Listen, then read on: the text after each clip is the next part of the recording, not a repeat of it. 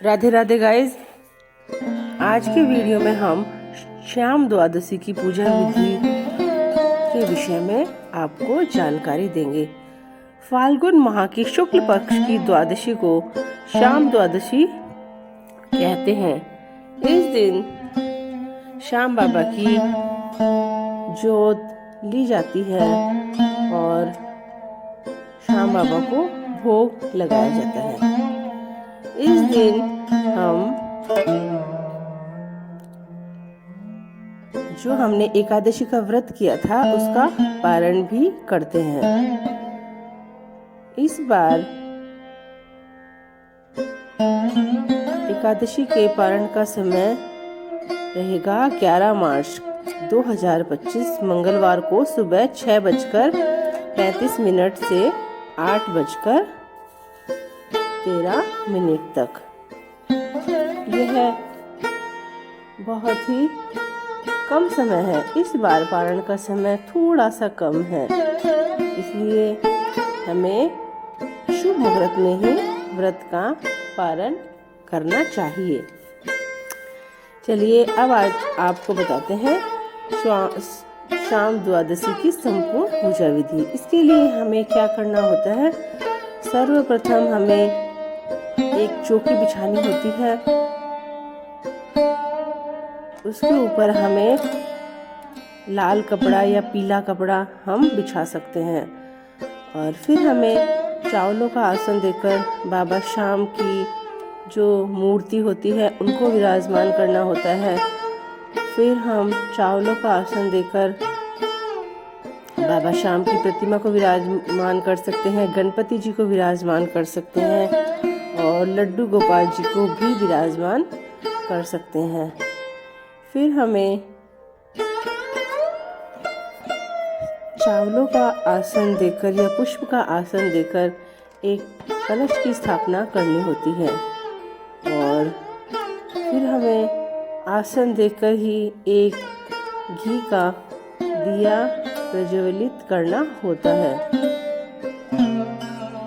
और फिर हम भगवान को पीली चुनरी उड़ाते हैं।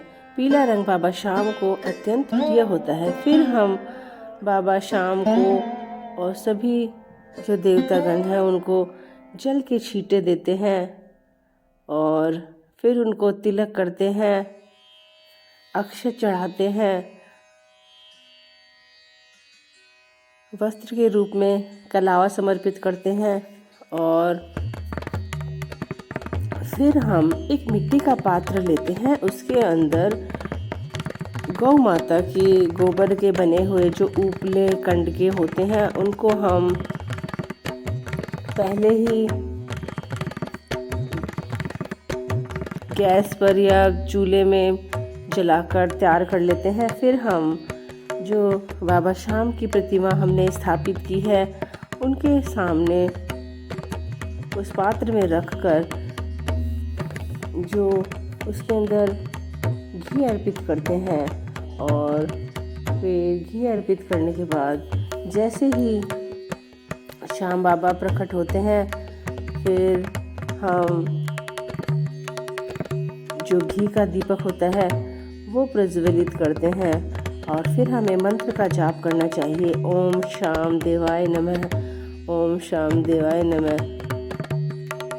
फिर हम मंत्र का जाप करने के पश्चात हमें प्रसाद स्वरूप हमने जो चूरमा बनाया है, बाबा श्याम को चूरमा अत्यंत प्रिय होता है। इस दिन हम पंचमेवा का चूरमा बनाते हैं और बाबा श्याम को कच्चा दूध भी बहुत पसंद होता है, इसलिए हमें पंचमेवा का भोग लगाना चाहिए। बाबा श्याम को कच्चा दूध होता है उसके छींटे लगाने चाहिए। फिर हम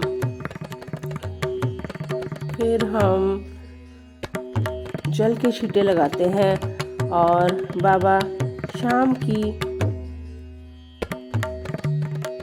आरती करते हैं। आरती करने से पहले हमें बाबा श्याम को हमने जो पुष्प भोग में हम कोई भी जो मौसमी फल होते हैं वो ले सकते हैं, कुछ भी ले सकते हैं हम। हमें मौसमी फल लेने चाहिए और जो भी हम भगवान को चढ़ाना चाहें वो हम चढ़ा सकते हैं।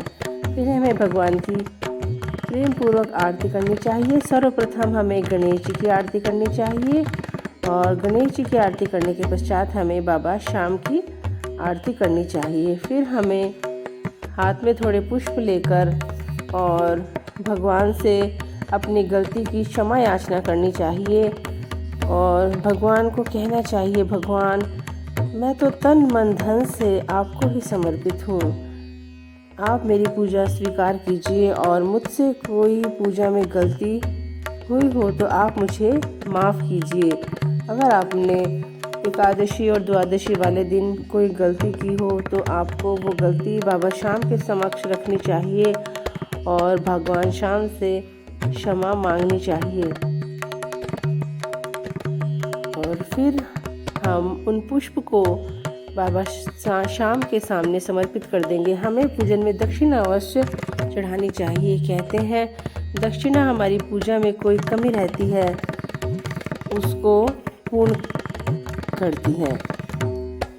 इस दिन जो श्याम एकादशी के दिन दान का बहुत ही विशेष महत्व होता है। हमें इस दिन दान करना चाहिए। दान में हम मंदिर में जाकर भगवान को भोग वगैरह पूजा पाठ भी करनी चाहिए और हमें मंदिर में फल, दक्षिणा, कच्चा दूध, दक्षिणा आदि चढ़ानी चाहिए। इस दिन हमें ब्राह्मण दंपति को भी भोजन कराना चाहिए। ब्राह्मण दंपति को भोजन कराना अत्यंत ही शुभ माना जाता है। व्रत का पालन करने के लिए हमें सबसे पहले तुलसी पत्र ग्रहण करना चाहिए। फिर उसके पश्चात हमने जो भी प्रसाद बनाया है वह हमें सर्वप्रथम भगवान को भोग लगाना चाहिए और जल आचमनी करनी चाहिए।